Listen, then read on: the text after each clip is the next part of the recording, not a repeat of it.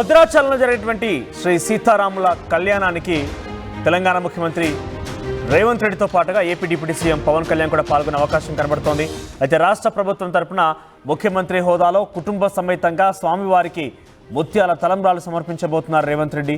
పట్టు వస్త్రాలు కూడా సమర్పించబోతున్నారు. అయితే స్వామివారి కళ్యాణానికి పవన్ కళ్యాణ్ కూడా వచ్చే అవకాశం కనబడుతోంది. ఆలయ మాడ వీధుల విస్తరణ పనులకి ఇప్పటికే సీఎం రేవంత్ రెడ్డి శంకుస్థాపన చేశారు. గిరిజన మ్యూజియాన్ని కూడా ప్రారంభించారు. ఆయన సన్న బియ్యం లబ్ధిదారుడి ఇంట్లో కూడా సీఎం రేవంత్ రెడ్డి ఈసారి వెళ్ళిన సమయంలో భోజనం చేసే అవకాశం కనబడుతోంది.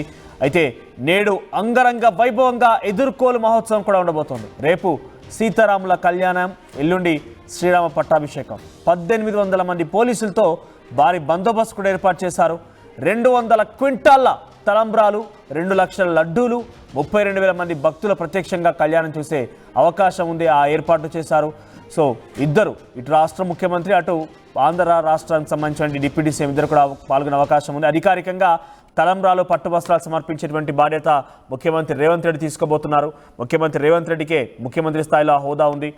సో 32,000 మంది భక్తులు లైవ్లో చూసేందుకు, అక్కడ ప్రత్యక్షంగా వీక్షించేందుకు ఏర్పాటు చేశారు. సో ఒకేసారి ఇద్దరు చాలా కీలకమైన వ్యక్తులు, తెలంగాణకు సంబంధించి ముఖ్యమంత్రి, ఆంధ్రప్రదేశ్ సంబంధించినటువంటి డిప్యూటీ ముఖ్యమంత్రి ఇద్దరు కూడా చాలా కీలకమైన వ్యక్తులు, మాస్ లీడర్గా పేరున్న వ్యక్తులు. కాబట్టి వీళ్ళు వస్తున్నారు కాబట్టి అధిక సంఖ్యలో భక్తులు కూడా, తన అభిమానులు కూడా అక్కడికి చేరుకునే అవకాశం ఉంది. ఈ నేపథ్యంలో కొంత పోలీసు ఏ రకంగా ఏర్పాటు చేస్తారో చూడాల్సిన అవసరం అయితే ఉంది. పోలీస్ ప్రొటెక్షన్ ఎలా ఉంటుందో చూడాల్సిన అవసరం అయితే ఉంది. ప్రజలకి ఇక్కట్లు ఎదుర్కోకుండా అందరినీ కూడా సక్రమంగా అక్కడ కళ్యాణాన్ని వీక్షించే విధంగా కూడా అనే ఏర్పాటు చేయాల్సిన అవసరం అయితే ఉంది. దీనిపై మరిన్ని అప్డేట్స్ మా ప్రతినిధి ఉదయ్ అందిస్తారు. ఉదయ్, సో ఇటు తెలంగాణ ముఖ్యమంత్రి, అటు ఏపీ డిప్యూటీ సీఎం ఇద్దరు కూడా హాజరు కాబోతున్నట్టుగా తెలుస్తోంది. ముఖ్యంగా ముఖ్యమంత్రి రేవంత్ రెడ్డి పట్టు వస్త్రాలు, తలంబ్రాలు సమర్పించబోతున్నారు. అయితే అటు పవన్ కళ్యాణ్ అయితే వచ్చి వీక్షించే అవకాశం ఉంది. ఆయన అక్కడ దర్శనం చేసుకునే ఛాన్స్ కనబడుతోంది. అప్డేట్స్ ఏంటి? పోలీసు ఎటువంటి ఏర్పాటు చేస్తున్నారు?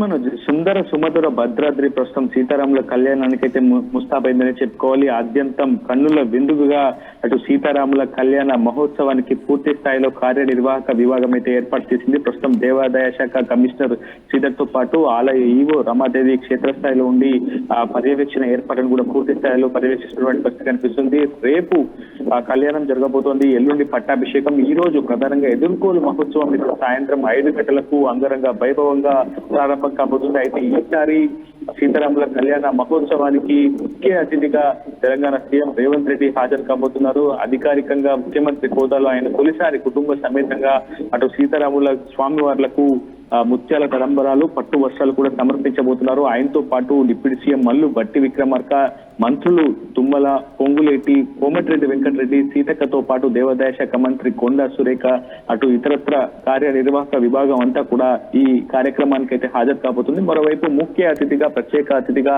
అటు AP deputy CM Pawan Kalyan కూడా అటు కళ్యాణ మహోత్సవానికి హాజరయ్యే అవకాశం అయితే కనిపిస్తుంది. ఈ రోజు సాయంత్రం ఆయన హైదరాబాద్ నుంచి రోడ్డు మార్గం గుండా బయలుదేరి సాయంత్రం 5 గంటలకల్లా భద్రాచలం చేరుకుంటారని సమాచారం అయితే అందుతుంది. దీనికి సంబంధించినటువంటి అధికార షెడ్యూల్ కూడా ప్రస్తుతం విడుదలైంది. అతను రోడ్డు మార్గం గుండానే ప్రస్తుతం భద్రాచలం చేరుకొని ఈ రోజు ఎదుర్కోలు మహోత్సవంలో కూడా డిప్యూటీ సీఎం పవన్ కళ్యాణ్ పాల్గొనబోతున్నట్టయితే సమాచారం అందుతుంది. ఏదేమైనప్పటికీ ఒకవైపు ఈసారి గత ఏడాదితో పోలిస్తే ఈసారి వివిఐపీల కావచ్చు, ప్రజాప్రతినిధులు కావచ్చు సంఖ్య భారీగా ఉండే అవకాశం ఉంది. ఎందుకంటే సుప్రీంకోర్టు జస్టిస్ కావచ్చు, అదేవిధంగా ఇతరత్ర టీటీడీ చైర్మన్ కూడా హాజరయ్యే అవకాశం ఉంది. సో ముఖ్య అతిథుల సంఖ్య భారీగా ఉండడంతో అటు భద్రతా బలగాలు కావచ్చు, అటు పోలీస్ సిబ్బంది కూడా పూర్తి స్థాయిలో పహారా కాస్తున్నారు.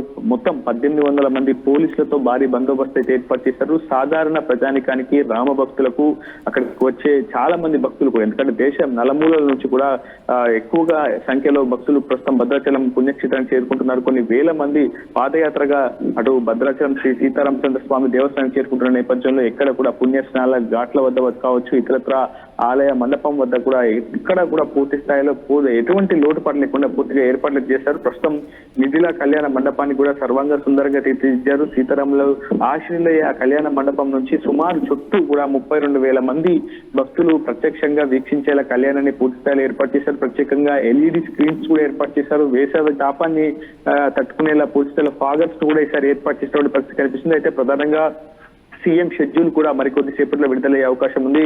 అటు కళ్యాణ మండపానికి సంబంధించి కావచ్చు, పూర్తి స్థాయిలో ఏర్పాట్లు అయితే సర్వాంగ సుందరంగా తీర్చిదిద్దారని చెప్పుకోవాలి. ఆలయ మాడ వీధుల విస్తరణకు సంబంధించి శంకుస్థాపన కూడా సీఎం రేవంత్ రెడ్డి చేసే అవకాశం ఉంది. ఆ తర్వాత ఐటీడీఏ ప్రాంగణంలో ఏర్పాటు చేసినటువంటి గిరిజన మ్యూజియం కూడా సీఎం రేవంత్ రెడ్డి ప్రారంభించబోతున్నట్లు మనకు సమాచారం అయితే ఉంటుంది. అయితే ఆ కార్యక్రమాలన్నీ ముగిసిన తర్వాత రాష్ట్ర ప్రభుత్వం ప్రతిష్టాత్మకంగా పంపిణీ చేసినటువంటి సన్న బియ్యం లబ్ధిదారుడి ఒక ఇంట్లో కూడా అటు సీఎం రేవంత్ రెడ్డి ఆ కుటుంబంతో కలిసి, లబ్ధిదారుల కుటుంబంతో కలిసి భోజనం చేసే అవకాశం ఉంది. ఈ కార్యక్రమంలో కేబినెట్ లో ఉన్నటువంటి కీలకమైనటువంటి మంత్రులు కూడా పాల్గొనే అవకాశం అయితే చాలా స్పష్టంగా కనిపిస్తుంది. ఇకపోతే ఆలయానికి సంబంధించి కావచ్చు, ఆలయ కళ్యాణ మహోత్సవానికి సంబంధించి పూర్తి స్థాయిలో ఏర్పాట్లు అయితే చేశారని చెప్పుకోవాలి. దాదాపు చాలా పెద్ద మొత్తంలో నిధులు కూడా ఈసారి వెచ్చించారు. ఇక్కడ ఎటువంటి లోటుపాట్లు తలెత్తకుండాదని, ప్రతిష్టాత్మకంగా కళ్యాణ మహోత్సవం కూడా ఎటువంటి ఇబ్బందులు తగ్గకుండా పూర్తి స్థాయిలో జరగాలి చెప్పి కూడా సీఎం కావచ్చు, క్షేత్రస్థాయిలో ఉన్నటువంటి మంత్రులు కూడా పర్యవేక్షణ చేస్తున్నారు. అధికారులకు కూడా దిశానిర్దేశం అయితే చేశారు. సాధారణ భక్తులకు ఎటువంటి అసౌకర్యం కలగకుండా పూర్తిగా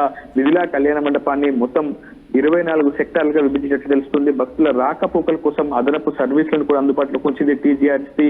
ప్రధానంగా తెలుగు రాష్ట్రాలతో పాటు ఛత్తీస్గఢ్, మహారాష్ట్ర, మధ్యప్రదేశ్, ఒరిస్సా నుంచి చాలా పెద్ద ఎత్తున భద్రాచలం దేవస్థానానికి భక్తులు పోటెత్తున్న నేపథ్యంలో ఎక్కడ సమస్యలు రాకుండా ముందస్తుగా ఒక క్యూఆర్ కోడ్ కూడా అందుబాటులోకి తీసుకొచ్చింది. పార్కింగ్ రూట్ మ్యాప్ కూడా అందుబాటులోకి తీసుకొచ్చింది. మొత్తం భక్తుల కోసం 200 క్వింటాల తలంబ్రాలను ఏర్పాటు చేసింది. 2 లక్షల లడ్డూలను కూడా అందుబాటులో ఉంచాలని చెప్పింది. మొత్తంగా పూర్తి స్థాయిలో కళ్యాణ మహోత్సవ ఏర్పాట్లన్నీ కూడా పూర్తయ్యని చెప్పుకోవాలి. మరికొద్ది సేపట్లో అంగరంగ వైభవంగా ఎదుర్కోలు మహోత్సవం ఉంటుంది. స్వామివారికి పుణ్యవసనం, ఆ తర్వాత గరుడ సేవ నిర్వహిస్తారు, ఆ తర్వాత ఎదుర్కోలు మహోత్సవం నిర్వహిస్తారు. ఎదుర్కోలు మహోత్సవంలో అటు స్వామివారిని కీర్తిస్తూ అటు సీతమ్మ తరపున, రామయ్య తరపున ఆలయ అర్చకులు విడిపోయి పూర్తి స్థాయిలో స్వామివారి గొప్పతనం, అమ్మవారి గొప్పతనం కీర్తిస్తూ చేసేటువంటి ఆ ఎదుర్కోలు మహోత్సవం చాలా అత్యంత సుందరంగా, కమనీయంగా ఉంటుందని చెప్పుకోవాలి. అటు దేశవ్యాప్తంగా సీతారాముల కళ్యాణం అన్ని చోట్ల జరిగినప్పటికీ, రామాలయాల్లో జరిగినప్పటికీ, భద్రాచలం దక్షిణ అయోధ్యగా భాషించినటువంటి సీతారామచంద్ర స్వామి దేవస్థానంలో జరిగేటువంటి సీతారాముల కళ్యాణమే దేశవ్యాప్తంగా కొలమానంగా భావిస్తుంటారు. కాబట్టి దేశవ్యాప్తంగా నలుమూలల నుంచి రామభక్తులు ఈ ఆలయానికి వస్తుంటారు. ఈ నేపథ్యంలో ఒకవైపు ముఖ్యమంత్రి రేవంత్ రెడ్డి కావచ్చు, AP deputy CM Pawan Kalyan కూడా అటు కళ్యాణ మహోత్సవానికి హాజరవుతున్నటువంటి తరుణంలో ఒక ప్రత్యేకమైనటువంటి అంశాలు కూడా తెర మీదకి వస్తున్నాయి. భద్రాచలం ఆలయ అభివృద్ధికి సంబంధించినటువంటి అంశం కావచ్చు,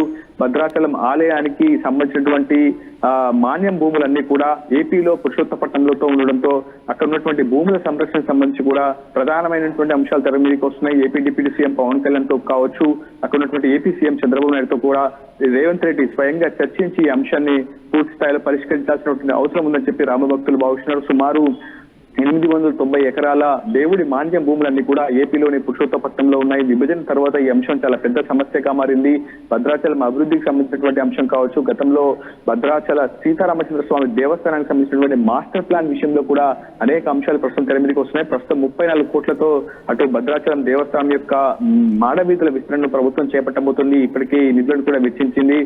కళ్యాణ మహోత్సవం తదనంతరం అటు పట్టు వస్త్రాలు, తలంబ్రాలు సమర్పించిన తర్వాత ఈ కార్యక్రమాలకు సీఎం రేవంత్ రెడ్డి శంకుస్థాపనలు కావచ్చు, ప్రారంభోత్సవాలు జరిపిస్తారు. అయితే ఏదేమైనప్పటికీ చాలా ఏళ్ల తర్వాత సీఎం హోదాలో రేవంత్ రెడ్డి ప్రస్తుతం హాజరు కాబోతున్నారు. తొలిసారి హాజరు కాబోతున్నారు కుటుంబ సమేతంగా. ఇన్నాళ్ళు కూడా దూరం నుంచి ఎంతో మంది భక్తులు వీక్షించారు, కానీ ఈసారి ప్రత్యక్షంగా లైవ్ లో వీక్షించేందుకు దాదాపు 32,000 మంది ప్రత్యక్షంగా వీక్షించేలా పూర్తి స్థాయిలో కార్యనిర్వాహక విభాగం దేవాదాయ శాఖ పూర్తి స్థాయిలో ఏర్పాట్లు చేసింది. మనోజ్ రైట్ ఉదయ్.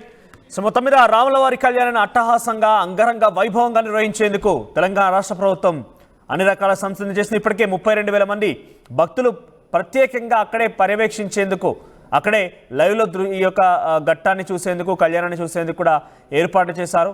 ముఖ్యమంత్రి రేవంత్ రెడ్డి అక్కడ వెళ్ళిన తర్వాత గిరిజన మ్యూజియాన్ని కూడా ప్రారంభించబోతున్నారు ఆయన. అయితే ఆ తర్వాత సన్నబియ్యం లబ్ధాడి ఇంటికి వెళ్ళి భోజనం కూడా చేసే అవకాశం ఉంది. కుటుంబ సమేతంగా పట్టు వస్త్రాలు, తలంబ్రాలను సమర్పించబోతున్నారు. అది డిప్యూటీ సీఎం పవన్ కళ్యాణ్ కూడా ఇక్కడికి హాజరయ్యే అవకాశం ఉంది. పెద్ద ఎత్తున పోలీస్ బందోబస్తు కూడా ఏర్పాటు చేశారు. 1800 మంది పోలీస్ బందోబస్తు ఏర్పాటు చేశారు.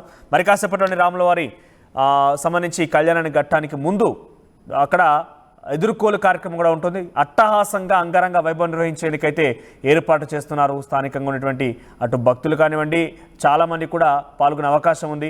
దేశ విదేశాల నుంచి కూడా రాములవారి కళ్యాణాన్ని వీక్షించేందుకు చాలామంది భక్తులు అక్కడ చేరుకునే అవకాశం ఉంది. పోలీస్ బందోబస్తు అయితే చాలా పెద్ద ఎత్తున ఏర్పాటు చేశారు. ఏకంగా ఇప్పటివరకు 32,000 మంది భక్తులని అక్కడ లైవ్లో ఈ యొక్క కళ్యాణాన్ని చూసేందుకు కూడా ఏర్పాటు సంసిద్ధం చేశారంటే ఆ స్థాయిలో పోలీస్ బందోబస్తు కూడా ఉండే అవకాశం ఉంది. చూద్దాం మరి ఏం జరుగుతుందో, ఎంత పెద్ద ఎత్తున ఈ సంబరాలు జరుగుతాయనేది. ఆర్టీవీ యాప్ వార్తల్ని క్షణాల్లో చదివే అవకాశం ఉంటుంది. ఒక న్యూస్ పేపర్, ఒక టెలివిజన్ ఛానల్ మీ చేతుల్లో ఎప్పుడూ ఉంటాయి.